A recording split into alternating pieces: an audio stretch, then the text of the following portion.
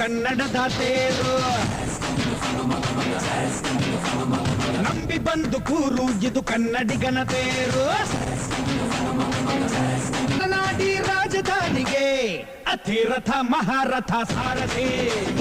ಸೂರ್ಯ ನಮ್ಗೆ ಎದ್ದು ತಾನೆ ಆರತಿ.